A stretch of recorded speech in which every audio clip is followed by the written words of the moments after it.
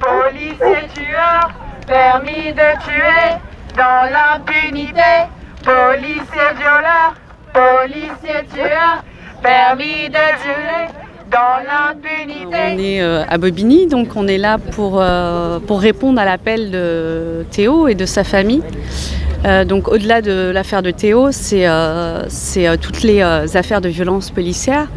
Donc moi, en tant que famille de victimes, en tant que membre du collectif Urgence Notre Police Assassine, pour nous, notre présence, elle est plus que nécessaire et importante ici pour dénoncer l'impunité, le racisme structurel, le déni de justice. Le 2 février, à Aulnay, près du Cap, 4 agents, des policiers en tenue, en uniforme, sont venus interpeller mon frère.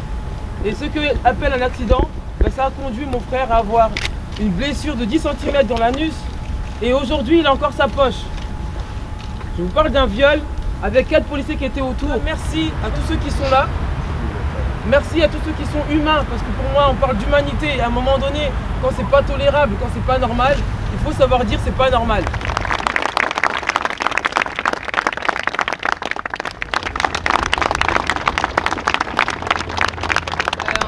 La famille, on soutient évidemment en fait aussi tous ceux qui ont subi des violences policières ou même des contrôles de faciès, parce qu'il ne faut pas l'oublier, c'est le contrôle de faciès, c'est juste le début, puis ensuite malencontreusement on se ramasse une matraque dans le cul, clairement.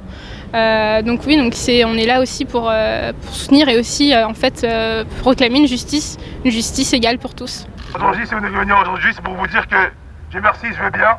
Je peux encore vous remercier. Il y en a d'autres qui ne peuvent pas le faire. C'est ça qu'il ne faut pas oublier.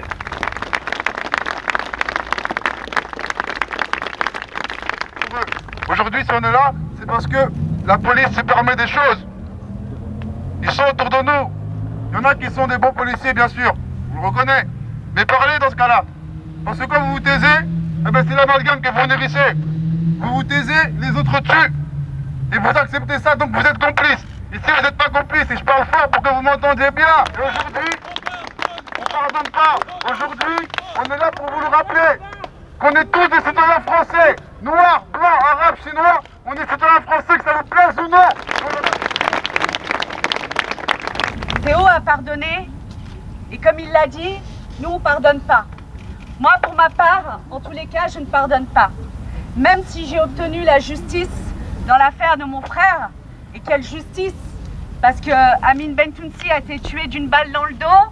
Il aura fallu 5 ans de combat, 5 ans à ne rien lâcher, 5 ans à crier haut et fort que la police tue en toute impunité. Vous pouvez m'entendre là-haut?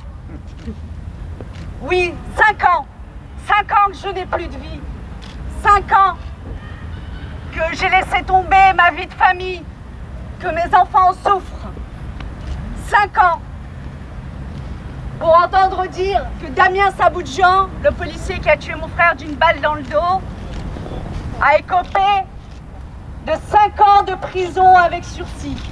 Pensez pour Amadou Koumé, Abdoulaye Kamara, Lamine Dieng, un non-lieu en mars dernier. J'ai une pensée pour Hamid Aïtoumgar, Ali Ziri, Wissam El Yamni et toutes les autres victimes dont on n'entend pas parler, puisqu'on a envie de nous faire croire qu'il n'y a qu'une victime ou qu'il n'y en aurait qu'une après la mort de Ziad Ebouna. Faut pas rentrer dans leur petit jeu. Vous connaissez le nombre de personnes qui sont tuées entre les mains de la police par an. C'est 15 morts par an. Sans compter les humiliations, sans compter les violences, les brimades, sans compter les violences physiques qui vous rendent handicapés presque à vie. Et ça, on n'en parle pas. Qu'il faut rien lâcher. Rien. Et soutenir tous ceux qui ouvrent leur gueule qui crie haut et fort que la police assassine en toute impunité. Nous, on est là pour dire non, on ne s'arrêtera pas. On continuera à vous dénoncer via notre page, via d'autres collectifs. Et j'invite tout le monde à s'organiser dans son quartier pour filmer, pour ne plus se laisser faire et ne plus banaliser cette violence.